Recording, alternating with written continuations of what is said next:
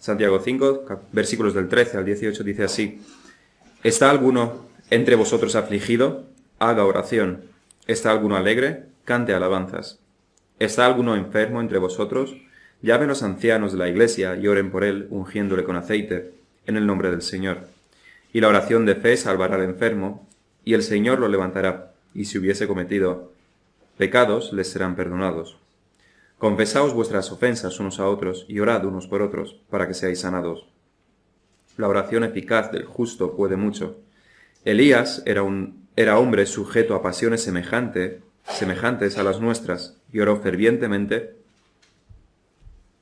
para que no lloviese, y no llovió sobre la tierra por 3 años y 6 meses. Y otra vez oró, y el cielo dio lluvia, y la tierra produjo su fruto. Siempre ha ocurrido a lo largo de la historia que grupos de personas, liderados casi siempre fundamentados en las enseñanzas de un solo hombre, que pasajes de las Escrituras se hayan utilizado para construir una doctrina ajena en realidad a las Escrituras. Se coge un pasaje de las Escrituras y se construye una doctrina ajena en realidad a las Escrituras. En Gálatas 3:27, por ejemplo, nos dice el apóstol Pablo: porque todos los que habéis sido bautizados en Cristo, de Cristo estáis revestidos. Ya no hay judío ni griego, no hay esclavo ni libre, no hay varón ni mujer, porque todos vosotros sois uno en Cristo Jesús. Nos dice el versículo 28 que no hay varón ni mujer. Así que, como no hay varón ni mujer en Cristo, muchos dicen en el día de hoy que no hay roles masculinos y femeninos. No existen esos roles que nosotros predicamos desde el púlpito. Si no hay judío ni griego, entonces también mucho menos hay españoles y americanos, por ejemplo. Pero intenta ir a Estados Unidos sin un visado. A ver qué es lo que te pasa.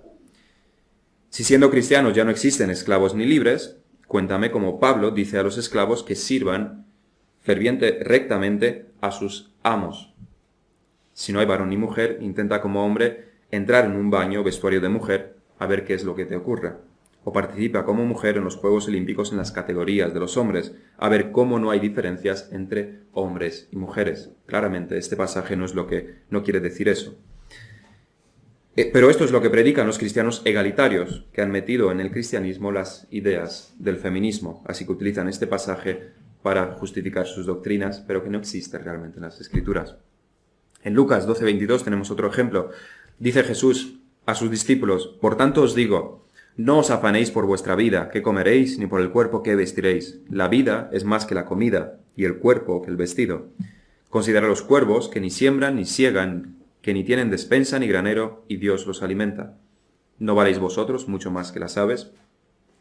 Por lo que dice Jesús aquí, o algunos interpretan que entonces no te afanes por lo que tienes que comer, no te preocupes por lo que tienes que comer, no trabajes, no hagas nada para asegurar la comida del día de mañana. No te esfuerces, espera de Dios que te dé de comer sin que tú hagas absolutamente nada. Pero si lo interpretas así, también tienes que explicar cómo es que los cuervos vuelan y buscan su comida a kilómetros de distancia y no se quedan todo el día en el nido, ¿verdad? Es una contradicción. En nuestros días, por ejemplo, un grupo lo que hace es que parten de este pasaje y del mandamiento de Jesús a los discípulos de que vayan sin comida, y lo que hacen es van a ciertas ciudades sin comida, sin dinero, sin nada, van a evangelizar, están ahí unos cuantos días y esperan a que Dios les dé de comer a través de ciertas personas, que les dé donde dormir, etc. Se toman este pasaje muy literalmente y es un desastre. Esos son textos que a algunos les gusta sacar de contexto, por estar ellos mismos engañados en su ignorancia o por engañar muchas veces a otros para su propio beneficio. Hay algunos hombres malos que engañan a otros. Y esto ocurre también con este texto de Santiago. Los católicos, por ejemplo, han utilizado este texto de Santiago para justificar uno de sus sacramentos, el quinto de sus sacramentos, la extrema unción. El nombre actual ya no se llama extrema unción, sino que se llama unción de los enfermos. Según los católicos, este ritual lo deben hacer los presbíteros. Algunos dicen que deben ser exactamente 7 presbíteros y que debe poner aceite de oliva en 7 partes del cuerpo para la curación del enfermo espiritual y corporalmente. Otros utilizan este texto para señalar que el que está enfermo es por su pecado y nada más que por su pecado. Si estás enfermo, es que has pecado y por ese pecado estás enfermo. Por lo que si confiesas tus pecados y los ancianos oran por ti, tu pecado es borrado y por tanto tu cuerpo es sanado. Pero siempre que estés enfermo, lo estás por tu pecado. Eso es lo que predican algunos. En el mundo pentecostal se ha vuelto a los orígenes católicos y también se hace la unción con aceite. Se aplica a los enfermos, se aplica a los que tienen un demonio de fumar y otros tipos de demonios que ellos tienen. También se unge con aceite el púlpito de una iglesia, por ejemplo, cuando se inaugura, aunque al parecer sirve de poco en muchas de estas iglesias porque o se predica mal o simplemente no se predica para nada. Y es este pasaje de Santiago el trampolín que se utiliza para llegar a estas conclusiones y acciones tan alejadas del espíritu de las Escrituras. Hoy no trataremos la interpretación correcta de todos estos versículos, pero lo veremos en un sermón posterior. Pondremos, sin embargo, las bases de lo que se habla aquí. ¿Cuál es el tema principal y qué es lo que nos enseña Santiago sobre la oración? Y para esto miraremos solamente el versículo 13. Lo que debemos saber son dos cosas. Es que este pasaje, versículos del 13 al 18, es un pasaje sobre la oración. No es sobre la sanidad, no es sobre la curación, es sobre la oración. La oración, la palabra oración, aparece en cada uno de los versículos del 13 al 18, en cada uno de los versículos. Y el contexto es el sufrimiento. Lo tenemos claramente en el versículo 13 y en los versículos anteriores, como en el 10, por ejemplo. Hermanos míos, tomad como ejemplo aflicción y de aflicción y de paciencia a los profetas que hablaron en el nombre del Señor. Y no solamente lo sabemos por estos versículos inmediatamente anteriores a los versículos del 13 al 18, sino que toda la carta de Santiago va dirigida a unos cristianos que sufren persecución. Quizás no todos, pero sí la mayoría. Una persecución que quizás estuviese solamente a nivel social, estaban excluidos de la sociedad, se les excluía por ser cristianos.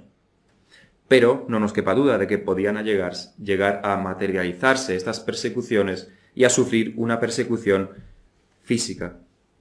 De un modo o de otro, eran tiempos difíciles para estos cristianos. Estaban pasando por pruebas muy duras.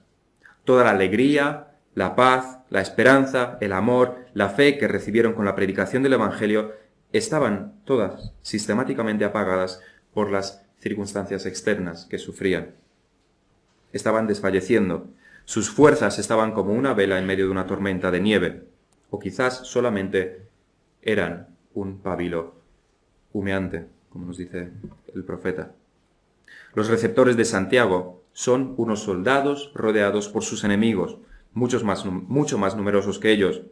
A simple vista no hay salida para ellos, y llevan días sin comer ni descansar. Están a punto de rendirse, a punto de caerse muertos. Estos son los receptores de la carta de Santiago. Y a estos soldados Santiago les habla con tanta dureza en muchas ocasiones. Comienza la carta hablándoles sobre el sufrimiento para darles ánimos, para que interpreten bien su situación, la situación en la que están. Viene de Dios y tiene un propósito. Pero no porque estés sufriendo significa que eres perfectamente santo y entonces nadie te puede corregir. Sigues pecando y ese pecado necesita corrección, por lo que Santiago les amonesta sobre su manera de vivir, sobre los favoritismos que se da en esa iglesia, sobre cómo deben exponerse a la palabra predicada, sobre los pecados de la lengua, sobre los pleitos y envidias que había en la congregación. Así que entre el capítulo 1 y el capítulo 5 son mandamientos bastante explícitos y con un lenguaje bastante duro a unas personas que estaban en sufrimiento. Pero Santiago no olvida que estos cristianos están pasando por tiempos difíciles. Necesitan corrección y se la da del capítulo casi 1 hasta el capítulo 5. Pero necesitan también consolación y necesitan renovar sus fuerzas. Necesitan ser reafirmados en la fe.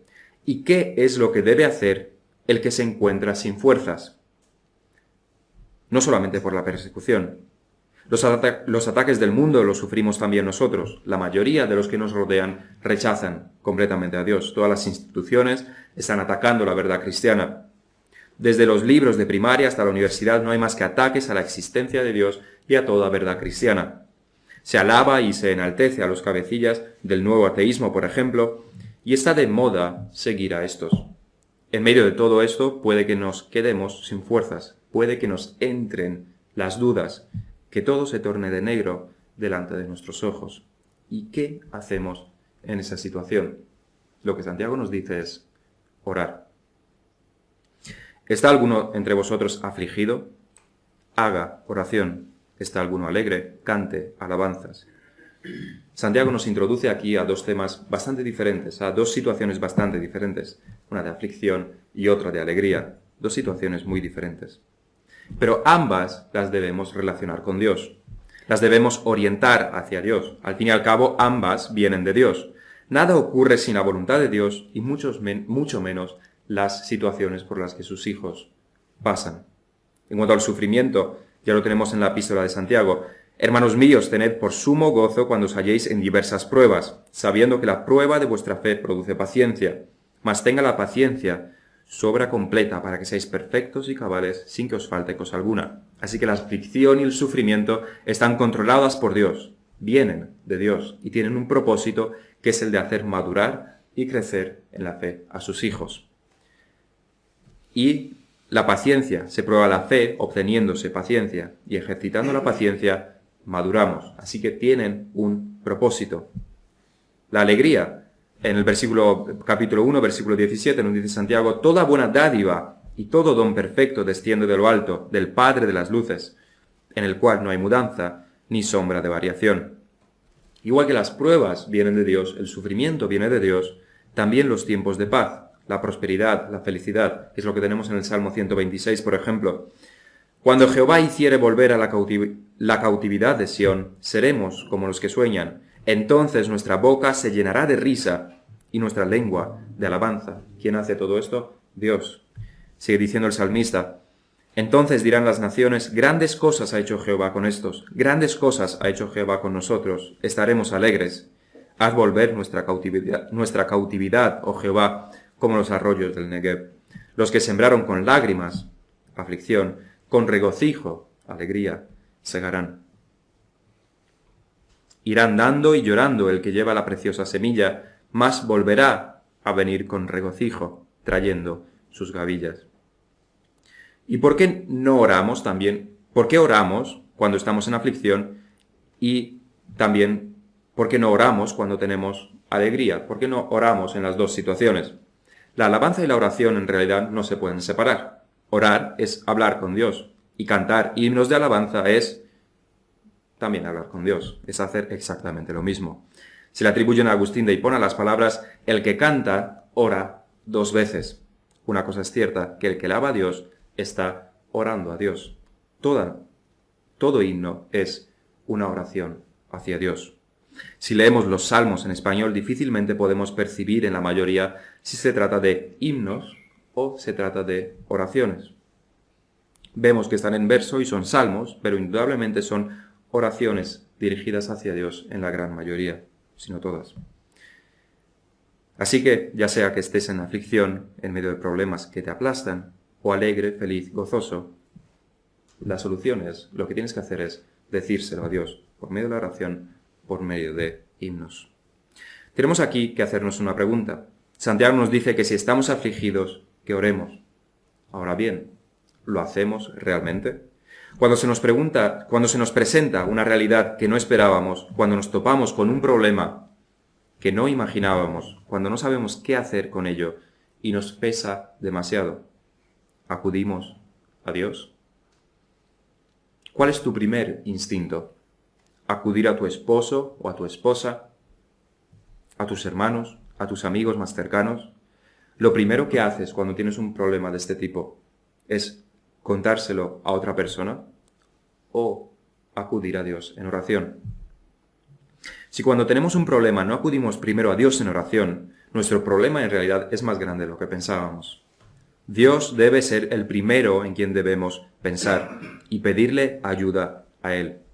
Él es la fuente de la que debemos beber. Él es el primero al que debemos acudir. ¿Y por qué orar cuando estamos afligidos y en medio del sufrimiento? ¿Cuál es la razón por la que debemos acudir a Dios? ¿Por qué? Hemos tratado un poco el tema en los primeros sermones. Leamos de nuevo Santiago 1.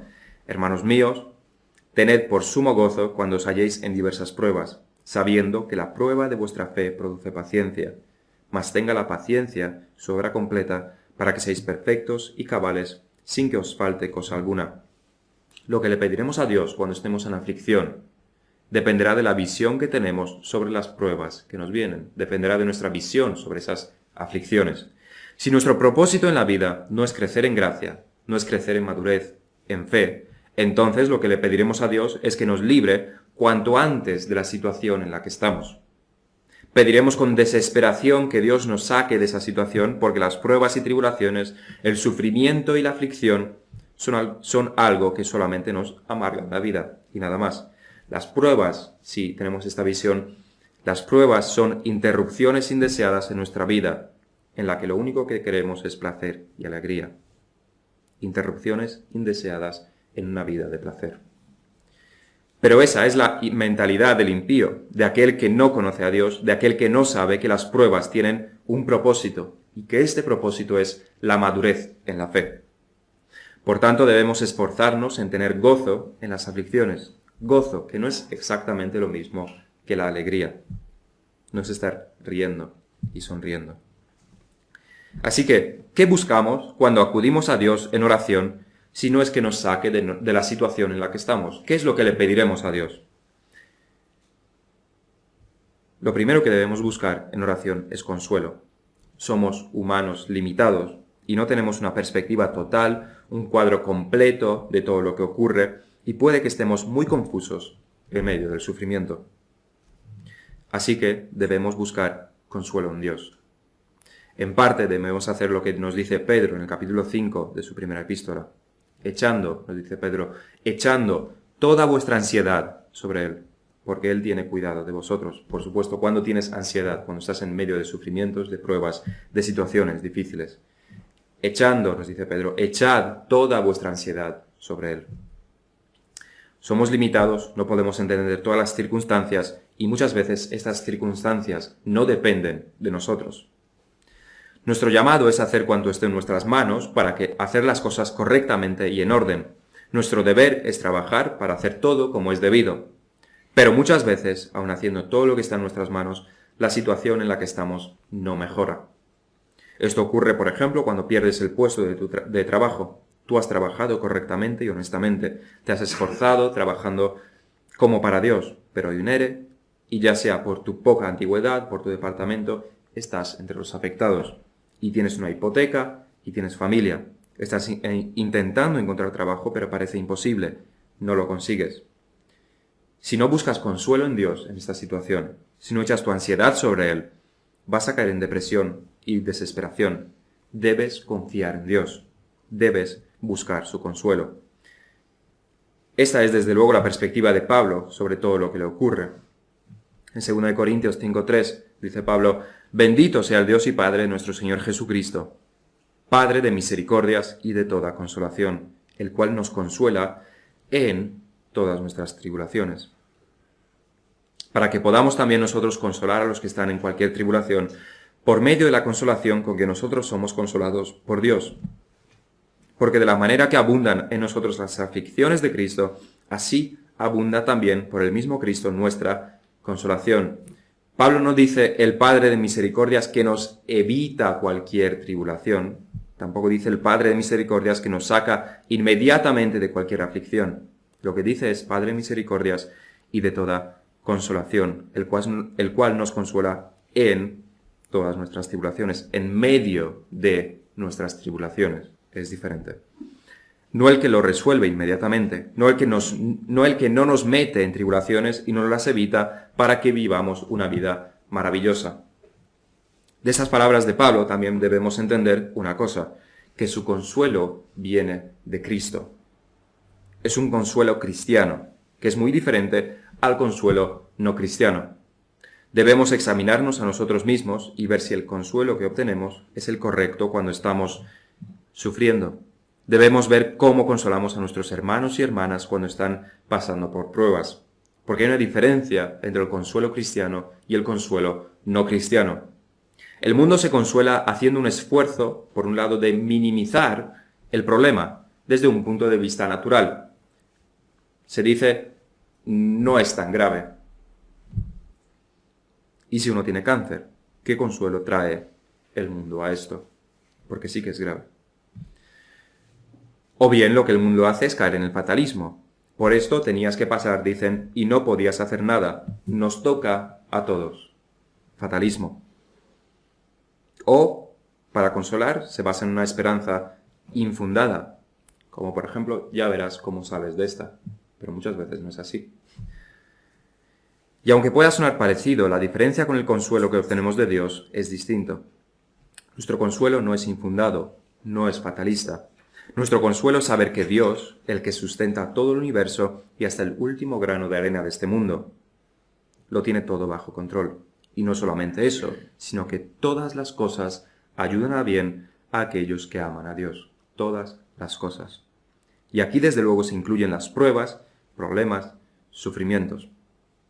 Es más, sabemos que esto no es que tenía que pasar y que estamos en medio de una prueba porque así tiene que ser y sin ninguna razón, sin ninguna otra razón más allá de eso. Hay un propósito que Dios quiere cumplir por medio de nuestra aflicción. Hay un plan divino y esta situación sirve para cumplirlo. No es una cosa que ocurre al azar, sino que es la providencia de Dios planificada por un Padre benevolente hacia sus hijos. Y sabemos, de hecho, el propósito de las pruebas, para hacernos maduros, ya lo hemos dicho, para fortalecer nuestra fe, para que confiemos más en Dios. Hay un propósito en el sufrimiento y eso es lo que el mundo no tiene, un propósito. Veamos en nuestro tercer punto el funcionamiento del consuelo en la oración. ¿Cómo somos consolados por Dios? En primer lugar, debemos saber que es por medio del Espíritu Santo que somos consolados. Cristo les dice a sus discípulos en Juan 16, «Pero yo os digo la verdad, os conviene que me vaya, porque si no me fuera, el Consolador no vendría a vosotros, mas si me fuere, os lo enviaré». Enviará al Espíritu Santo, al Consolador, el que los va a consolar, el que nos consuela. Es el Espíritu quien nos reafirma en la fe, nos infunde paz y aliento y produce en nosotros la consolación que necesitamos. Pero esto lo hace a través de dos cosas. En primer lugar, nos pone en perspectiva. Estamos acostumbrados a andar por la vida olvidando nuestra condición, olvidando a Dios y olvidando a Cristo. Perdemos el rumbo y una perspectiva correcta acerca de nuestra vida, de lo que debemos esperar de la vida cristiana. Porque tenemos que pasar por tribulación, nos recuerda Pablo. Tenemos que pasar sí o sí. Pero lo olvidamos y pensamos que estamos aquí para simplemente nuestro disfrute. Eso es lo que el mundo nos vende y muchas veces lo compramos. Cuando acudimos a Dios en oración, el Espíritu nos ayuda a hacer funcionar nuestro cerebro. Somos transportados a la realidad. Nos acordamos de lo que las Escrituras nos anuncian, de cómo pasaremos por aflicción y sufrimiento y de los beneficios de las pruebas que Santiago nos cuenta. Cuando nos acercamos a Dios en oración nos ocurre un poco como a un niño que se ha hecho una pequeña herida en el pie y va llorando a su casa para contarse allí a los vecinos reunidos y a 20 agentes de policía. El niño dejará de llorar inmediatamente. Su problema, al fin y al cabo, no es tan grave como parece ser la situación que tiene delante. Y nosotros nos presentamos delante del soberano del universo, aquel que sostiene al mundo entero, a cada uno de los 7.000 millones de habitantes y todo lo demás. Quizás nuestro problema no sea tan grave al fin y al cabo. Es más, sabemos que podemos presentarnos delante del Padre por medio de su Hijo Jesucristo, en base a sus méritos, en base a su muerte y resurrección. Y es ahí donde recordamos también a Cristo. Recordamos cómo Él fue despreciado por los hombres hasta tal punto que lo entregaron a la muerte y una muerte de cruz. Viendo esto, quizás nuestra uña rota no sea tan importante al fin y al cabo. O viendo a nuestro Maestro, quizás nos acordemos de sus palabras, de que el siervo no es mayor que su Señor, y que por tanto sufriremos como Él ha sufrido. Que si Él ha sido despreciado, nosotros también lo seremos. En Juan 15:18 nos dice nuestro Señor, si el mundo os aborrece, sabed que a mí me ha aborrecido antes que a vosotros. Si fuerais del mundo, el mundo amaría lo suyo. Pero porque no sois del mundo, antes yo os elegí del mundo, por eso el mundo os aborrece. Acordaos de la palabra que yo os he dicho. El siervo no es mayor que su Señor. Si a mí me han perseguido, también a vosotros os perseguirán. Si han guardado mi palabra, también guardarán la vuestra. Es que así es como nos consuela, por un lado, el Espíritu Santo. Nos pone en perspectiva, nos recuerda el Evangelio. Y hay una segunda cosa que el Espíritu hace también cuando nos presentamos delante de Dios en oración, y es que nos revela nuestro pecado. Estamos delante de Dios.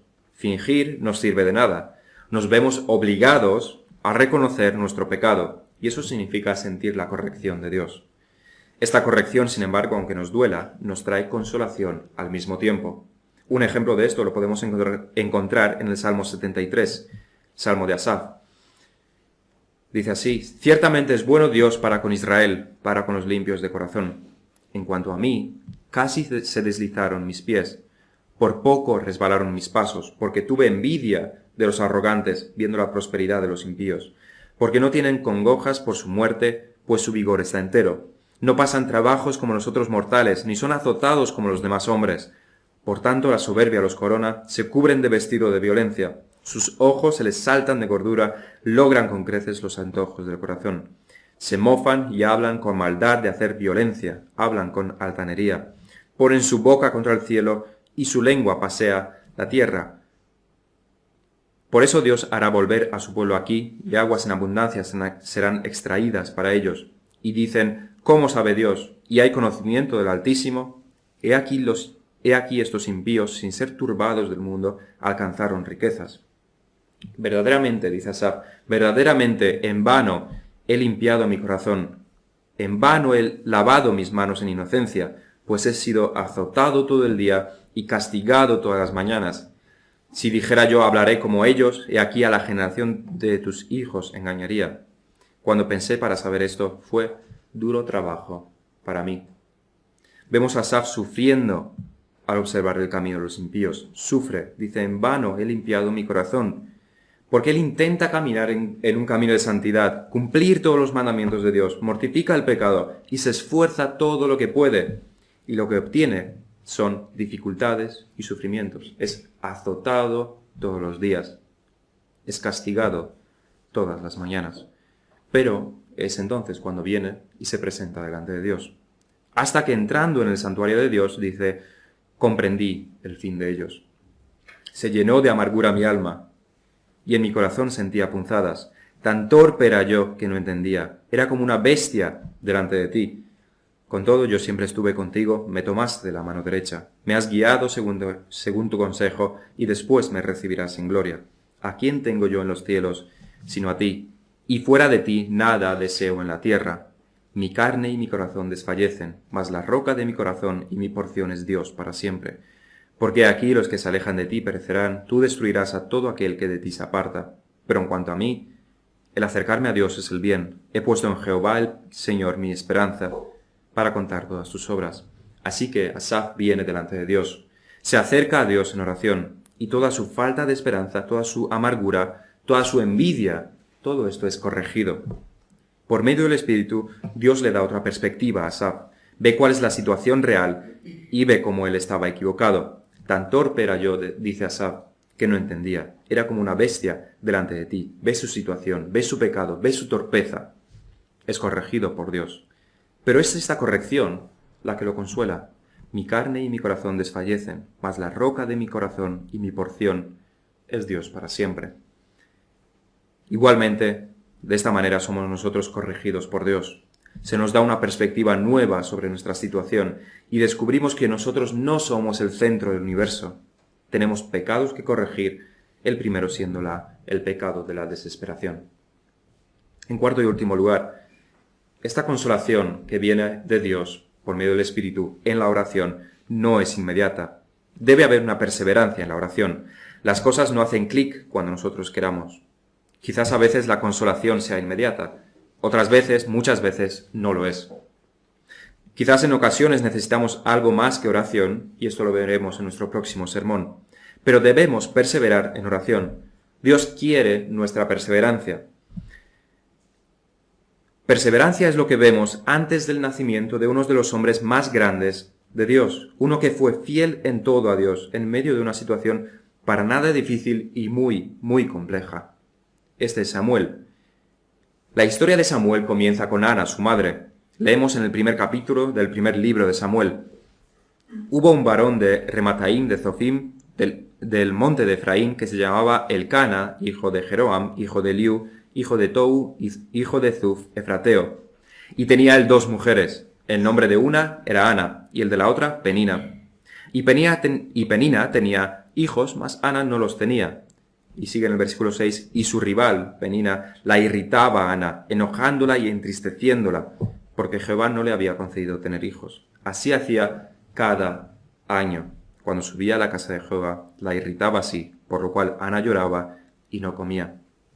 Tengamos una cosa en cuenta, esto ocurría cada año, y un año tiene 365 días, 24 horas al día, en las que Ana se veía sin hijos y era despreciada por la otra mujer del Cana. Años, y sus oraciones de tener hijos no se cumplían.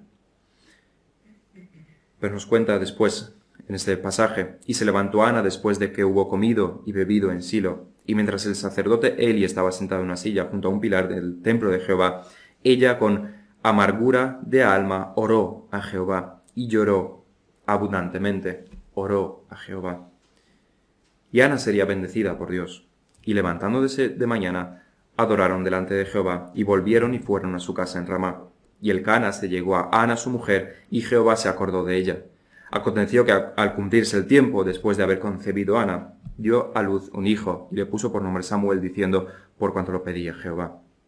Fue restituida.